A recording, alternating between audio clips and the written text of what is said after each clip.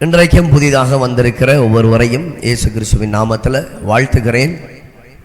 நீங்கள் ஏதோ வர வேண்டும் என்று வரவில்லை. ஆண்டவராய் இயேசு வானத்தையும் பூமியையும் படைத்த கடவுள் உங்கள் மேலே வைத்த அனாதி திட்டத்தின்படி இந்த நாளிலே உங்களை அழைத்து வந்திருக்கிறார். இன்றைக்கும் உங்களை கொண்டு வந்ததன் நோக்கத்தை அவர் கட்டாயம் நிறைவேற்றியே தீர்வார். ஆமேன். ஓகே, 4ஆம் திகதி 1ஆம் மாதம் 1வது ஞாயிற்றுக்கிழமை 2026 கர்த்தருடைய கிருபையினால் இந்த நிமிடம் வரை நிற்க அவர் கிருபை செய்திருக்கிறார். ஆமேன்.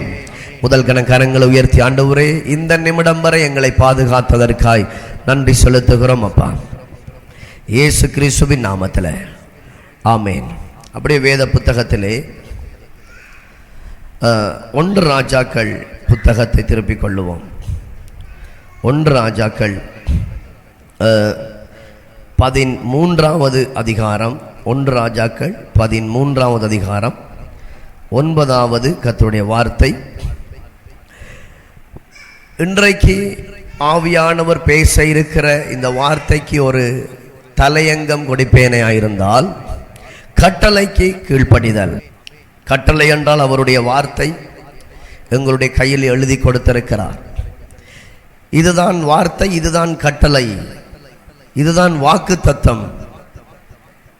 இதில் ஆசீர்வாதமும் உண்டு, சாபமும் இருக்கிறது. கீழ்ப்படிந்தால் ஆசீர்வாதம், கீழ்ப்படியாமல் வேதத்திற்கு மாறாய் எதிராய் நடந்தால் அது தேவனுடைய கோபம் இறங்குவதற்கும் சாபத்திற்கும் நாங்கள் ஆளாகி விடுவோம். வேத புத்தகத்திலே 1 ராஜாக்கள் 13 அந்த 9 அதை தொடர்ந்து நாங்கள் வாசிக்கிற நேரத்திலே, தேவனால் அனுப்பப்பட்ட ஒரு தீர்க்கதரிசி சிங்கத்தால் அடித்து கொல்லப்படுகிறார். ஏன் என்பதை குறித்து நாங்கள் பார்க்க போகிறோம். ஜூதாவிலிருந்து ஒரு தீர்க்கதரிசியை தேவன் பெத்தேலுக்கு அனுப்புகிறார். அவர் வேறு யாரும் அல்ல, தீர்க்கதரிசி. தீர்க்கதரிசி என்றால் அறிந்து கொள்ள வேண்டும், இறைவாக்கினர்கள். இறைவாக்கினர் என்றால் தேவன் சொல்லுகிற செய்தியை பரத்திலே இருந்து தேவன் கொடுக்கிற, அவர்களோடு பேசுகிற செய்தியை அறிவிப்பது. மற்றும் இறைவாக்கினர்கள் என்றால் எதிர்காலத்திலே வருவதை அறிவிப்பது. இறைவாக்கினர் தீர்க்கதரிசி என்றால் எங்களுடைய வாழ்க்கையிலே நடந்து கொண்டிருக்கிற மற்றும் நடக்க போகிறவைகளை முன்கூட்டியே என்ன செய்வது? அறிவிப்பதுதான் இறைவாக்கினருடைய தீர்க்கதரிசிகளுடைய வேலையாக இருக்கிறது. இப்ப யெரொபெயாம் ராஜா ஒரு தேசத்தை ஆளுகை செய்து கொண்டிருக்கிறார். ஆண்டவர் ஜூதாவிலே இருக்கிற ஒரு தீர்க்கதரிசியை பெத்தேலுக்கு அனுப்புகிறார். காரணம், பெத்தேலில் தான் இந்த யெரொபெயாம் என்கிற ஒரு ராஜா ஆளுகை செய்து கொண்டிருக்கிறார். அவருக்கு எச்சரிப்பு கொடுக்க அதுவெல்லாம் எங்களுக்கு தேவையில்லை. ஆனால் இந்த தீர்க்கதரிசிக்கு ஆண்டவர் பெத்தேலுக்கு அனுப்புவதற்கு முன்னதாக 3 கட்டளைகளை விடுக்கிறார். 3 கட்டளை. 1, அப்பம் புசிக்க கூடாது. 2, தண்ணீர் குடிக்க கூடாது. 3, போன வழியே திரும்பி வரக்கூடாது. சொல்லுங்க, என்னென்ன கட்டளை? அப்பம் புசிக்க கூடாது, தண்ணீர் குடிக்க கூடாது, போன வழியே திரும்பி வரக்கூடாது.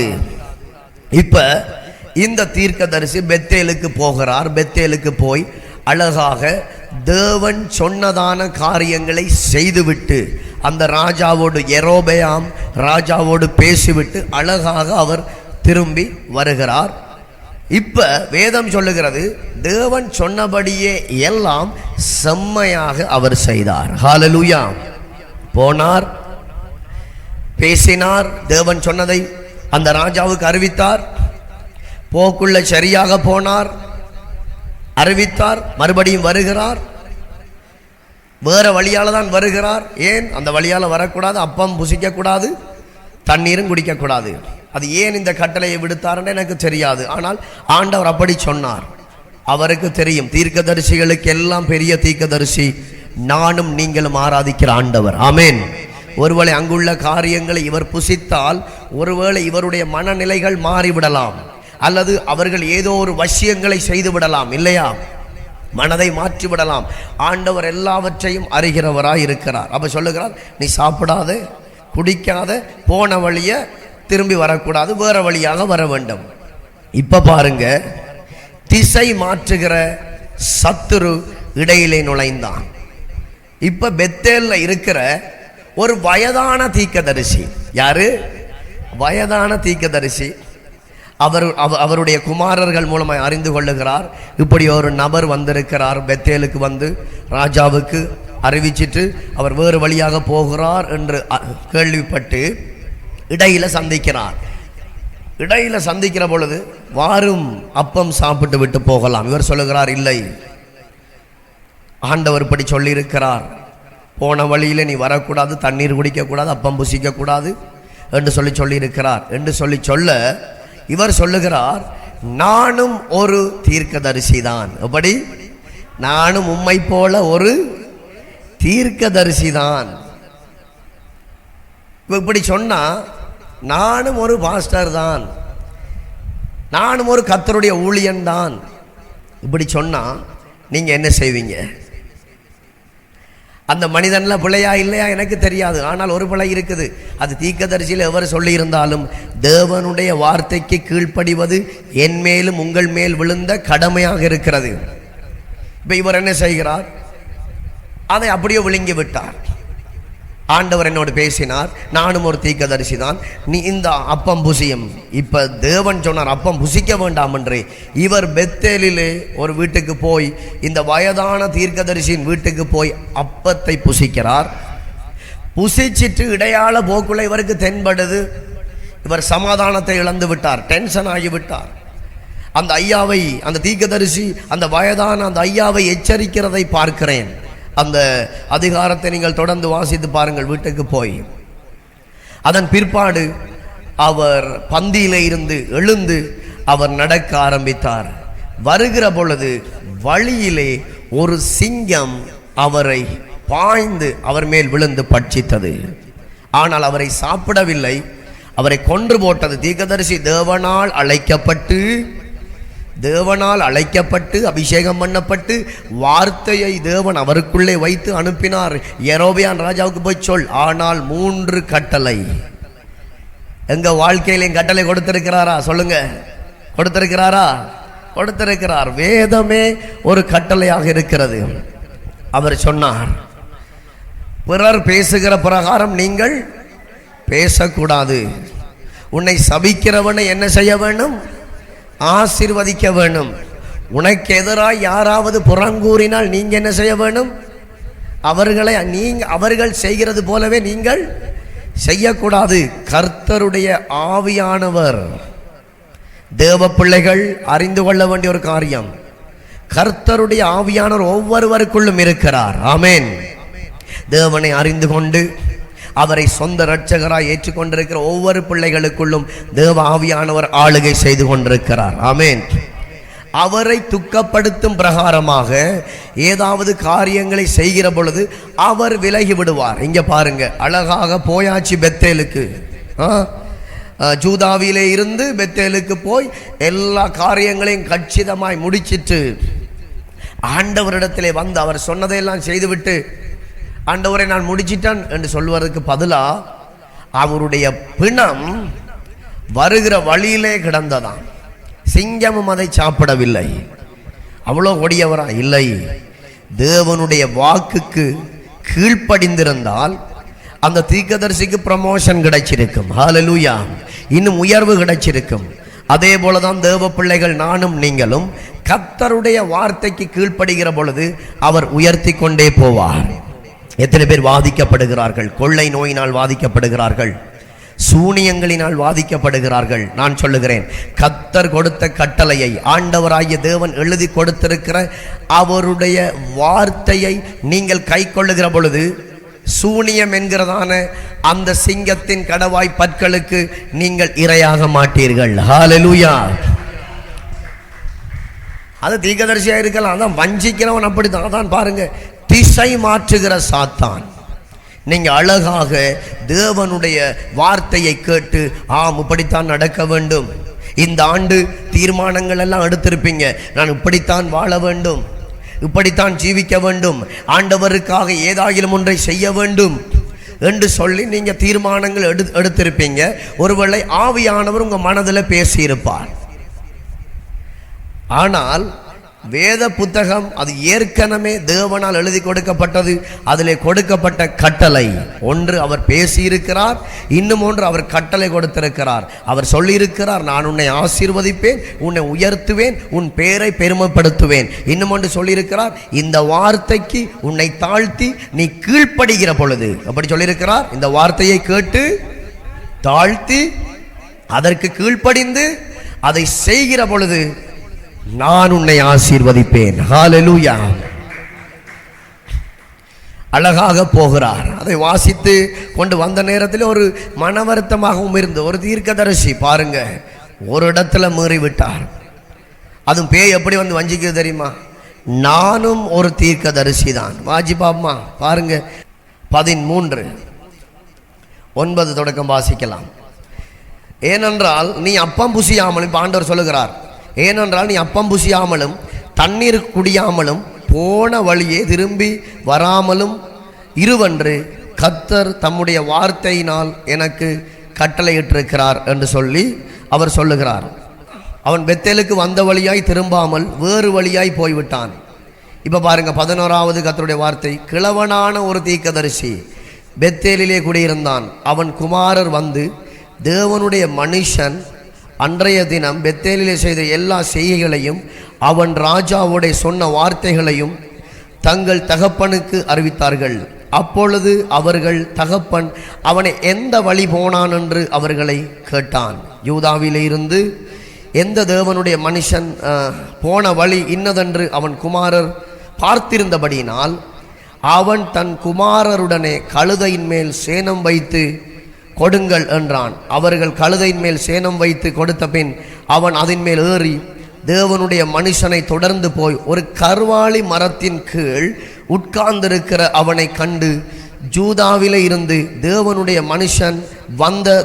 மனுஷன் நீதானா என்று அவனை கேட்டதற்கு அவன் நான் தான் என்றான். அப்பொழுது அவனை நோக்கி, என்னோட வீட்டுக்கு வந்து அப்பம் புசியும் என்று அந்த வயதான ஐயா கேட்கிறார் தீர்க்கதரிசி. இப்போ 16வது வார்த்தை பாருங்க. அதற்கு அவன், நான் உம்மோடே திரும்பவும் உம்மோடே உள்ளே போகவும் மாட்டேன், இந்த ஸ்தலத்திலே உம்மோடே நான் அப்பம் புசிக்கவும் தண்ணீர் குடிக்கவும் மாட்டேன் என்று தான் சொல்லுகிறார்.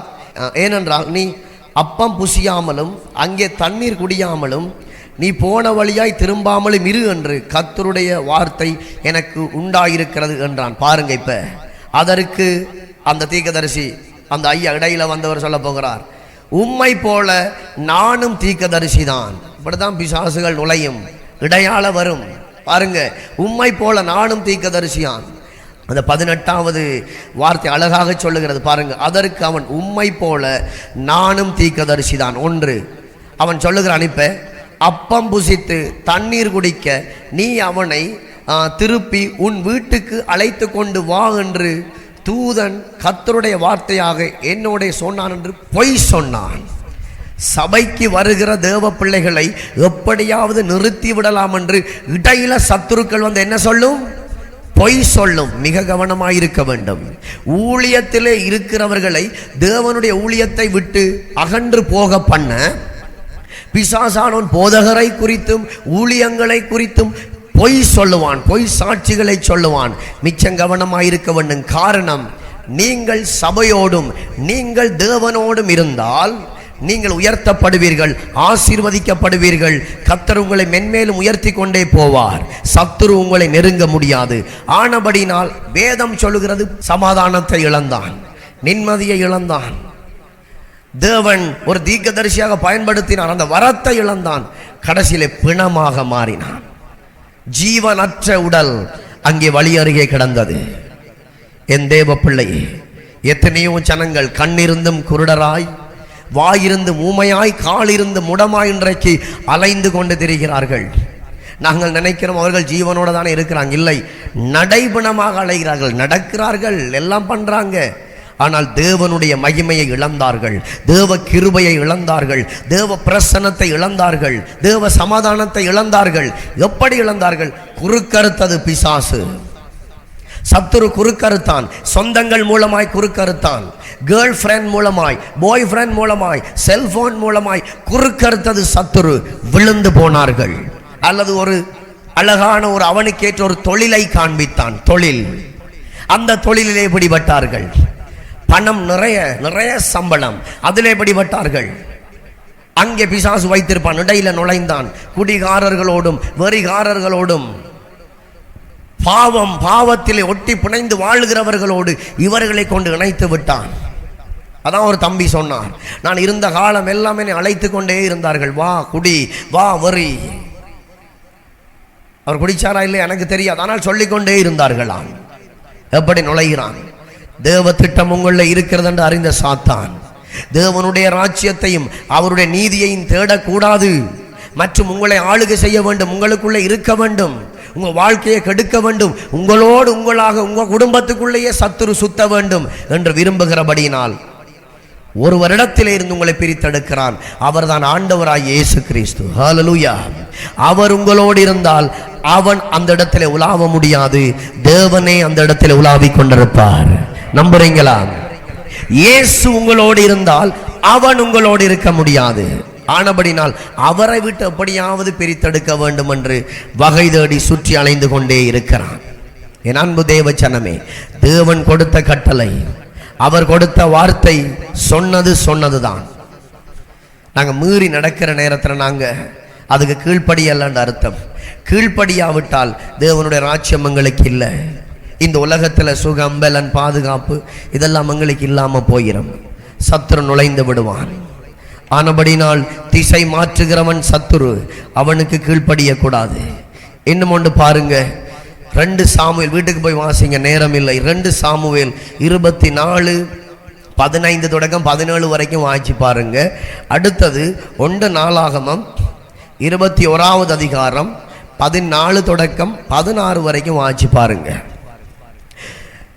கட்டளைக்கு கீழ்ப்படிதல் என்கிற காரியத்தை குறித்து பேசிக் கொண்டிருக்கிறேன். மறுபடியும் சொல்லுகிறேன், 2 சாமுவேல் 24:15 தொடக்கம் 17, 1 நாளாகமம் 21:14 தொடக்கம் 16 வரைக்கும் வீட்டுக்கு போய் வாசிச்சு பாருங்க. அந்த அதிகார வசனங்கள் சொல்லுகிறது, சாத்தான் இஸ்ரவேலுக்கு விரோதமாய் எழும்பி இஸ்ரவேலை தொகையிட தாவீதை ஏவியது. ஒரு தேவையற்ற ஒரு காரியம், அது தேவனுக்கு பிடிக்கவில்லை.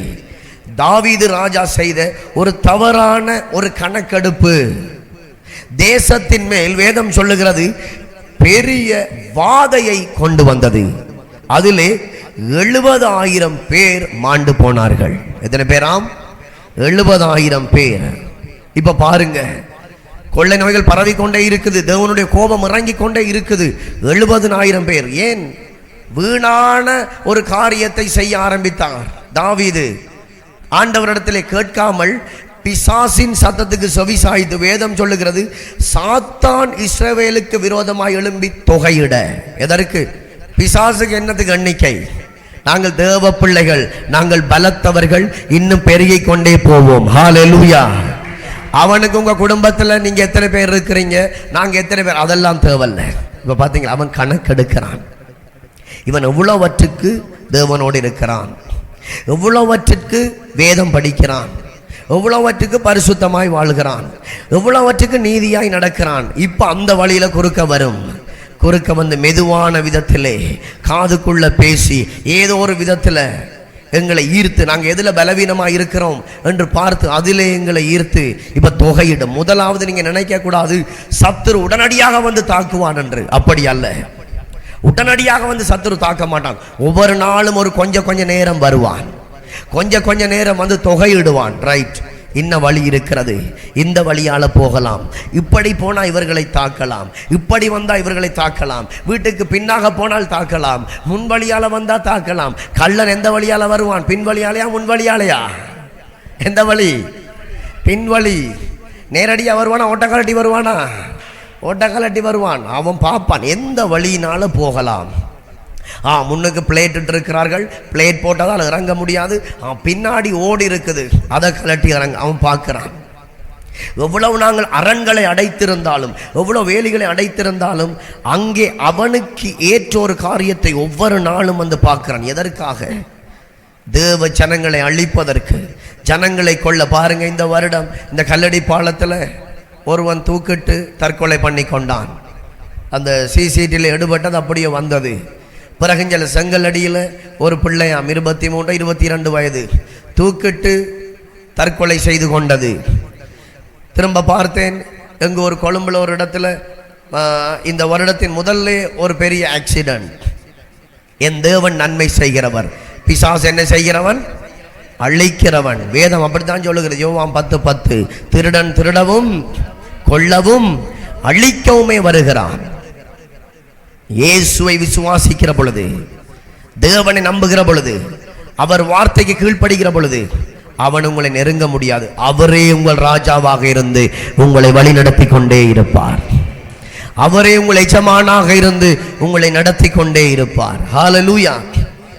இப்ப ஆண்டவருடைய சத்தத்துக்கு செவி சாய்க்காமல் இந்த தாவீது பிசாசின் சத்தத்துக்கு செவி சாய்த்து தொகையிட ஆரம்பிச்சாச்சுது.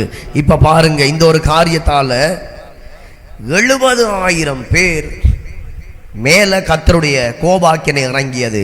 அவர்கள் மாண்டு போனார்கள்.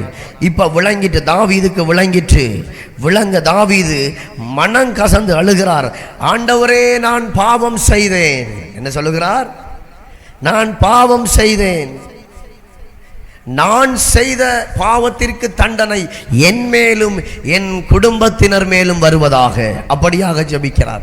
நான் செய்த பாவத்திற்கு. இப்ப வானத்திற்கும் பூமிக்கும் நடுவாக அந்த அதிகாரத்தை வாஞ்சி பாருங்கள். வானத்துக்கும் பூமிக்கும் நடுவாக இந்த தாவீது தேவ மனிதன் தான். யுத்தத்துக்கு போவார், தேவன் ஜெயம் கொடுத்தார் தான். தேவன் பெயர் சொல்லி அழைத்தவர் தேவதாசன் தான். ஆனால் கர்த்தருடைய வார்த்தைக்கு கீழ்ப்படியாமல் போற நேரத்திலே அவர் உன் பிள்ளை என் பிள்ளை என்று நாங்க பார்க்கிறது போல என்ன செய்ய மாட்டார்? அவர் பார்க்க மாட்டார். சில பேர் இருக்கிறாங்க, பிள்ளைகள் பிழை செய்தாலும் அவர்கள் பிள்ளையை அப்படியோ மறைத்து மற்றவர் பிள்ளை செய்த பிள்ளையைத்தான் என்ன செய்வார்கள்? வெளியில கொண்டு வருவாங்க. என் பிள்ளை பிழை செய்யவில்லை, ஆனால் செய்தது முழுக்க அவர்கள் பிள்ளைகள் தான் பிழை செய்திருப்பார்கள். இது ஸ்கூல் வரைக்கும் சில வேளைகளிலே நானும் கண்ணார கண்டு கொண்டு வருகிறேன். ஆனால் சில தாய் தகப்பன் அப்படி அல்ல. தன்னுடைய பிள்ளை பிழை விட்டாலும் அதை என்ன சொல்வார்கள்? பிழைதான். அதே போலதான் இந்த தேவாதி தேவனும். நாங்கள் எவ்வளவுதான் கர்த்தருக்குள்ள இருந்தாலும், ஜெபித்தாலும், சபைக்கு வந்தாலும், ஆண்டவர் உங்களிடத்திலும் என்னிடத்திலும் எதிர்பார்க்கிறது. சபைக்கு வருகிறோம், பாடல் பாடுகிறோம், அதை அல்ல. அபிஷேகத்தில் நிரம்புகிறோம், இல்லை. என்னுடைய வார்த்தையை கேட்டு அதன்படி செய்கிறவனே எனக்கு தாயும். சொல்லுங்க, இப்ப யார் அவருக்கு தாயும் சகோதரனும் தம்பி தங்கை எல்லாம் யாரு? போன வழியே திரும்பி போகிற பொழுது திரும்பி வராதே, தண்ணீர் குடிக்காதே, சாப்பாடு ஒன்றும் சாப்பிடாதே, இடையில நுழைந்தான். விலங்குதானே? இப்போ அப்படித்தான் நுழையும். ஸ்கூல்ல வரும், டியூஷன் கிளாஸ்ல வரும், வீட்டில் வரும், கூடவே இருக்கு, ஒட்டி ஒட்டி பழகும். ஆண்டவர் சொல்லிவிட்டார், மிச்சம் கவனமாயிரு. பார்வையிலும் சில பேரை பிசாசு பிடிக்கிறான். மற்றது தொடுகையிலும் பிடிக்கிறான். மற்றது சாப்பாடு சம்பந்தப்பட்டது. சில பேர் செய்து கொண்டு கொடுப்பாங்க. செய்து கொண்டு கொடுத்தால் அதிலே அப்படியோ தொட்டிட்டு வந்துடுவான். தொத்து நோய் அப்படியே வந்துட்டு அந்த லட்டை சாப்பிட்ட உடனே அங்கே பிரச்சனை ஆரம்பிச்சிடும். எத்தனையோ பேருக்கு அப்படியான சூழ்நிலையில் இருந்து கர்த்தர் விடுதலை கொடுத்திருக்கிறார், கொடுத்து கொண்டே வருகிறார். ஹல்லேலூயா. கடந்த நாட்களில் இருந்து நடந்தது. இரக்கத்தோடு கொடுப்பார்கள், அன்பாக கொடுப்பார்கள். இந்தாங்க சாப்பாடு, இதை சாப்பிடுங்கன்னு சொல்லி கொடுத்தார்களாம். அதை சாப்பிட்டதுல இருந்து சரியில்லை, அதை சாப்பிட்டதுல இருந்து பிரச்சனை, அதை சாப்பிட்டதுல இருந்து நெஞ்சு வலி, அதை சாப்பிட்டதுல இருந்து வயிற்று வலி, சரியாக மூச்சு போவதில்லை. அதாவது பார்க்கிற தீய காரியங்கள் இடையால் அப்படித்தான் நுழைவான். இன்னொரு ரகசியத்தை பேசுகிறேன். நான் எங்களுடைய சபைக்கு வருகிற ஒரு விசுவாச குடும்பத்துக்கு நடந்தது. நேற்றைய நாளில் கேள்விப்பட்டேன். இந்த செங்கலடியிலே ஒரு தூக்கில் தொங்கிய ஒரு பிள்ளை, அந்த பிள்ளை சடுதியாக ஒரு சகோதரி வெளியில இருந்து வந்து இந்த குடும்பத்திற்கு உங்களுக்கு தெரியும் தானே இவங்களை என்று சொல்லி காண்பித்தார்களாம், செல்போன்ல காண்பித்தார்களாம். அதை பார்த்தாச்சு. இது கொள்ளுபவன் யாரு? பிசாசு. ரைட். அதை பார்த்து ஐயோ நல்ல பிள்ளையே என்று சொல்லி இவர்கள் கூட என்ன செய்துட்டாங்க? பாவம் பாவம் பாவம் என்று அதே கதையா இருந்திருக்குது. சரியாக ஜாம வேலை இருக்குமாம் என்று கேள்விப்பட்டேன். இல்லையா? ஜாம வேலை இருக்குமாம் என்று கேள்விப்பட்டேன். மூச்செடுக்க முடியாத அளவுக்கு அங்கே சுவாச குழாயை சத்ரு என்ன செய்தான்? பொத்தி பிடித்து அவதிப்பட்டு, சொல்ல போனால் அவர்கள் சொல்லுகிற பொழுது சொன்னார்கள், மரண வேதனை, கடைசி உயிருக்காக போராடுகிறதை போல என் மனைவி போராடினார், என் தாய் போராடினாங்க என்று பிள்ளைகள் சொன்னது. உயிருக்காக போராடுகிறதை போல, வேறு ஒன்றுமில்லை. இடையால நுழைந்தான், இதை பாருங்களேன் என்றுதான், அவ்வளவுதான். அதை நான் சொல்லுகிறேன். இந்த அடிபட்டு செத்தது, இந்த ரெயினில் அடிபட்டு சாகிறது, இந்த தூக்குல தொங்குறதெல்லாம் நாங்கள் தேவ பிள்ளைகள் ஞானத்தோடு நடந்து கொள்ள வேண்டும். அவனுடைய ஜனங்களை கூட பார்க்க மாட்டான். யாருடைய பிள்ளைகளை அவன் பார்க்கிறான்? தேவனால் அழைக்கப்பட்டவர்களை, சொந்த இரத்தத்தால், இயேசுவின் சொந்த இரத்தத்தால் மீட்டெடுக்கப்பட்ட பிள்ளைகளை தான் சத்துரு பார்க்கிறான். டக்கண்டு போய் நிற்க கூடாது. அடிபட்ட ரத்தம் ஓடி கிடக்கும் ரோட்ல அதையே நின்று இப்படியே பார்த்து கொண்டு நிற்க கூடாது. என்ன செய்வான்? அவடுத்த தற்கொலை மரணத்தின் ஆவி என்ன செய்யும்? விபத்து மரணத்தின் ஆவி என்ன செய்யும்? தற்கொலையின் ஆவி என்னையும் நின்று கொண்டிருக்கும். அவனுடைய பிள்ளைகள் அவன் பார்க்கறதில்லை. யாராவது தேவ பிள்ளைகள் வந்தால் டக்கண்டு எப்படி நுழையலாம், எப்படி ஏறலாம்னு தான் பார்ப்பான். பாருங்க, சும்மா நான் அதை யோசித்து கொண்டே இருந்தேன். சும்மா அந்த பிள்ளையை பாருங்க என்று சொல்லித்தான் காட்டியிருக்குது. அன்றைக்கு மூச்சு எடுக்கலாத அளவுக்கு பிரச்சனை. பிறகு ஜபிக்கிறார்களாம். ஒரு 10 காரியங்களை சொல்லி உடைச்சிருப்பார்களாம். ஒன்றுக்கும் சரி வரல. அதுக்கு பிறகு ஜபத்தை நிப்பாட்டித்து, ஆண்டவரே இது என்ன காரியம்? ஜாமமா யோசிக்கிறாராம், என்ன காரியம் ஆண்டவரே? ஆண்டவர் ஏவினாராம். இயேசு நல்லவர். ஹல்லேலூயா. இந்த ஒரு காரியத்தை சொல்லி நீ உட. ஆமென். இந்த ஒரு காரியத்தை சொல்லு. உன் வீட்டுக்கு ஈவினிங் பின்னேறம் போல ஒரு நபர் என்னத்தை காண்பிச்சது, நீங்க எதை குறித்து பாவம் பார்த்து கொண்டே பேசுனீங்க, இதை சொல்லி உட. அதை சொல்லி உடைச்ச நேரத்தில் மெதுவாக அந்த மூச்சு வெளியில வந்து வந்து வந்து வந்து பழைய நிலைமைக்கு திரும்பியதாம். நல்ல கரங்களை தட்டுவோம். இயேசு நல்லவராயிருக்கிறார். இப்படித்தான் அவன் நுழைவான். நல்லா பழகுகிறவர்கள் போல, நல்ல சொந்தக்காராக்களா பார்த்து வந்து நிற்பான். நாங்களும் சொந்தக்கார பிள்ளைகள் தானே என்று வாங்கி நல்லா விட்டுருவோம், நல்லா விழுங்கிருவோம். அங்கே ஏதோ ஒன்றில் தொத்தி கொண்டு நிற்பான். உங்களுடைய சமாதானத்திற்காக, உங்களுடைய சந்தோஷத்திற்காக கர்த்தர் பேசி கொண்டிருக்கிறார். ஹல்லேலூயா. இப்ப பாருங்க, தாவீது அழுகிறார். ஆண்டவரே, நான் செய்த பாவம் அல்லவா? நான் தானே உம்மிடத்திலே கேட்காமல், உம்முடைய வார்த்தைக்கு கீழ்ப்படியாமல் தொகையிட்டேன், என்னை மன்னியும். அல்லது அந்த தண்டனை என் மேல் வரட்டும், என் குடும்பத்தினர் மேல் வரட்டும். இப்ப வானத்துக்கும் பூமிக்கும் நடுவாக வீட்டுக்கு போய் வாசிங்க. ஒரு தூதன் பட்டயத்தை ஓங்கினவனாய் அந்த பட்டணத்தை அழிப்பதற்கு பட்டயத்தை நீட்டிக் கொண்டிருக்கிறார் ஒரு தூதன். உடனே ஆண்டவர் சொன்னாராம் அந்த தூதனை பார்த்து, விடு, உன்னுடைய கரத்தை பணி என்று சொல்லி. காரணம், மனம் திரும்புகிற நேரத்திலே கர்த்தருடைய கிருபை உங்க மேல இறங்கி வரும். ஹல்லேலூயா. மனம் திரும்புகிற நேரத்திலே நீங்க எப்பேற்பட்ட பாவியா இருந்தாலும், என்ன பாவம் செய்திருந்தாலும், இதுவரை அடிக்கப்பட்டு கொண்டிருக்கலாம், இதுவரை வாதிக்கப்பட்டு கொண்டிருக்கலாம், ஆண்டவர் உங்களை பார்த்து சொல்லுகிறார், நீ மனம் திரும்புகிற நேரத்திலே பொல்லாத வழிகளை விட்டு, தேவனுக்கு பிரியமற்ற வழிகளை விட்டு மனம் திரும்புகிற நேரத்திலே உங்களுக்கு எதிராய் ஓங்கிய பட்டயம், அந்த கரம் பதிக்கப்படும். உங்களுக்கு எதிராய் அந்த விபச்சார பெண்ணுக்கு நேராய் நீட்டப்பட்ட கல்லு, அந்த கரம் அப்படியே கீழே இறங்கினது போல உங்க வாழ்க்கையில கர்த்தர் பெரிய காரியங்களை செய்வார். ஹல்லேலூயா. கர்த்தருடைய கட்டளைக்கு கீழ்ப்படிய வேண்டும்.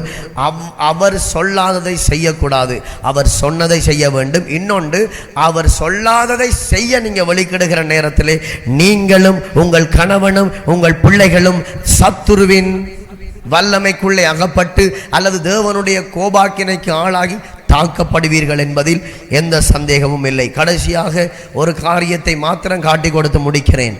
2 ராஜாக்கள் 2வது அதிகாரம் 23 தொடக்கம் 25 வரை வீட்டுக்கு போய் வாசித்து பாருங்கள். பைபிளில் 42 பிள்ளைகள் கரடிகளால் கொல்லப்பட்ட அதிர்ச்சி சம்பவம் ஒன்றிருக்கிறது.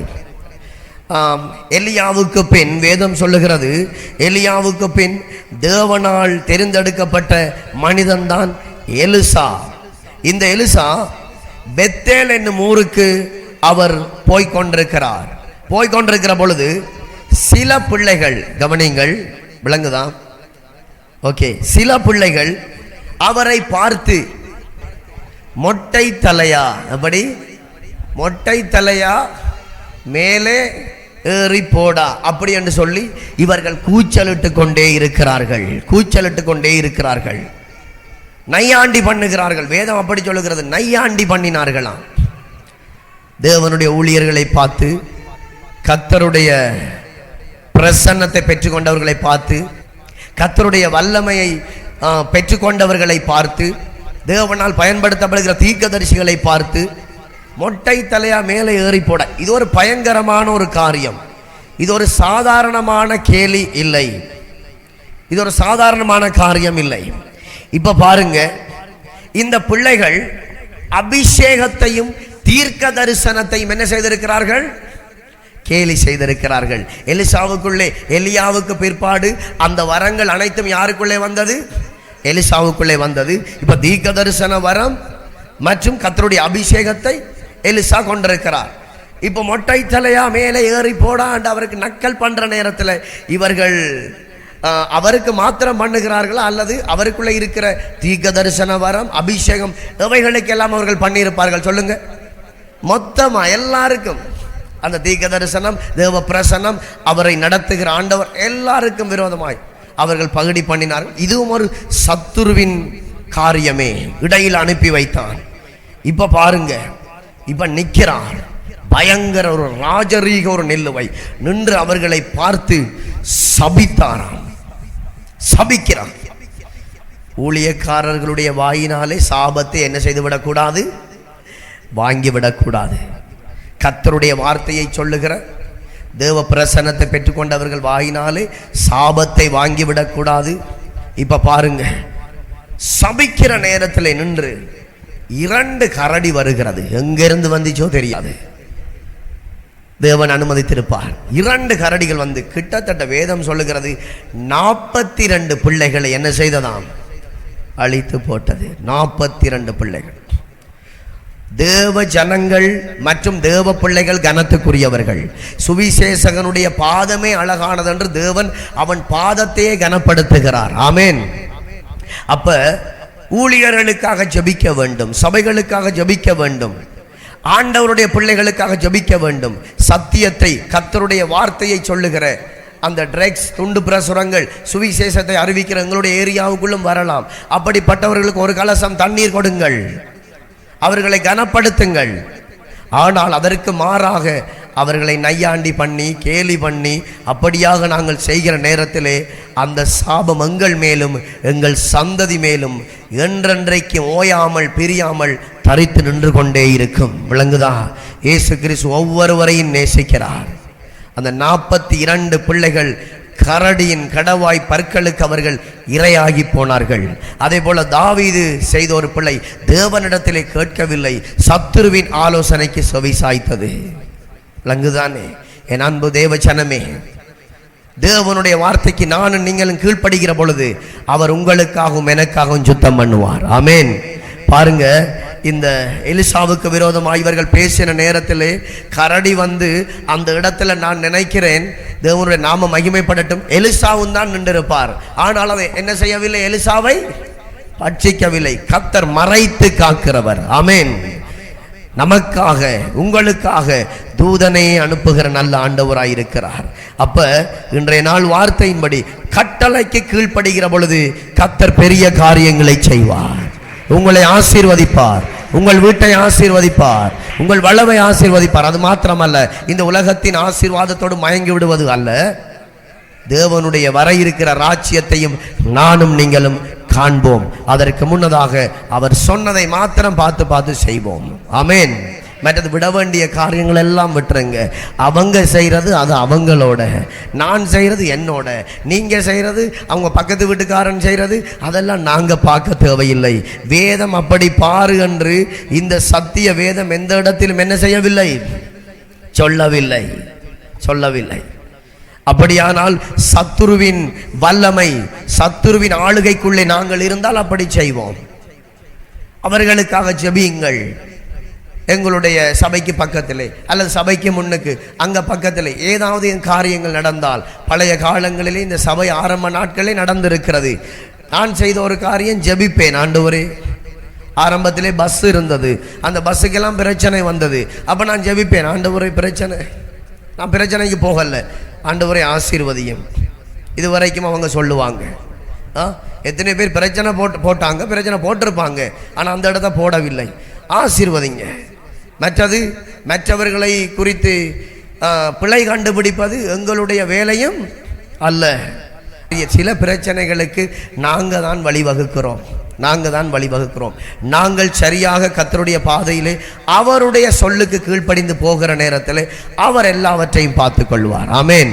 அப்படி எழுந்து நின்று ஜெபிக்கலாம். Thank you Jesus.